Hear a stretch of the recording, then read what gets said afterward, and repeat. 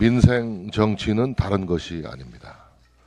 새 예산안을 법정 시한 내에 신속하게 처리하는 것이 바로 민생 정치입니다.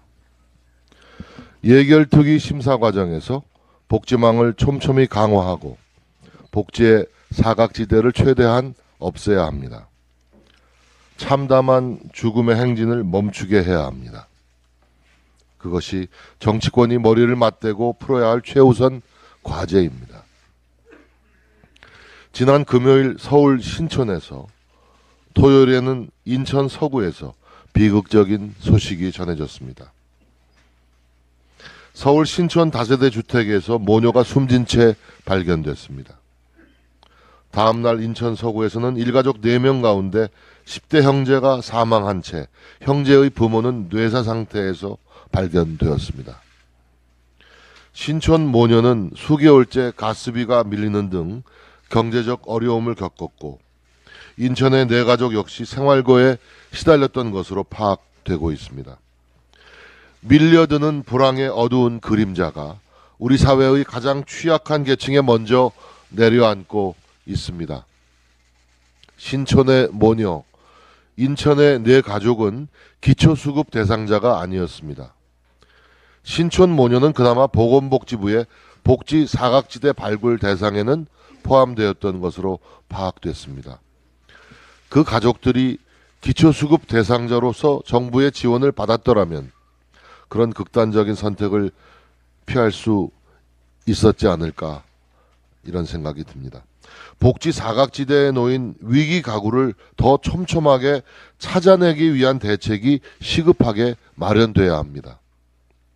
새해 정부 예산안에는 복지망 확충을 위한 예산들이 다수 편성돼 있습니다.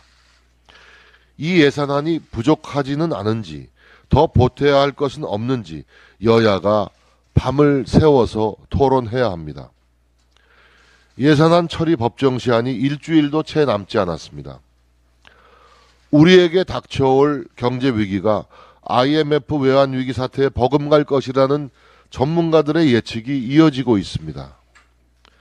기성세대들은 IMF 외환 위기가 우리 사회에 남긴 큰 상흔을 기억하고 있습니다.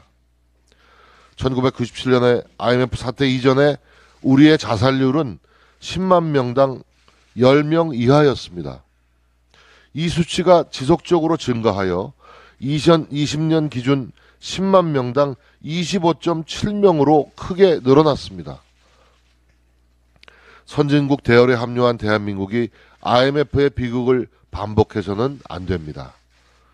내년 예산안은 복지 사각지대에서 구조 신호를 보내는 사회적 약자를 찾아내는 고성능 레이더가 되어야 합니다.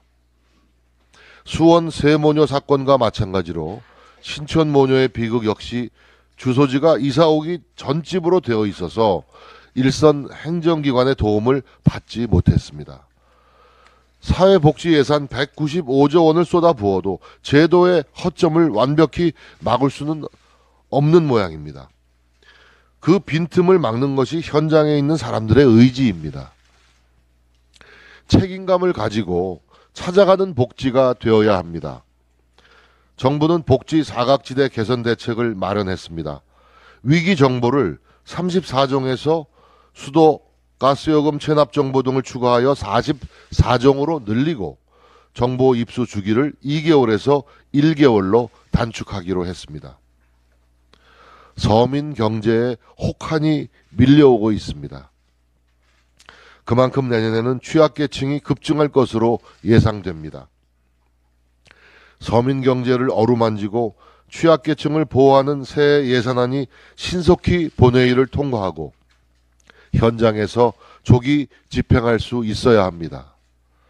민주당이 서민과 취약계층을 보호하는 국회 본연의 임무에 집중해 주시기를 거듭 요청드립니다.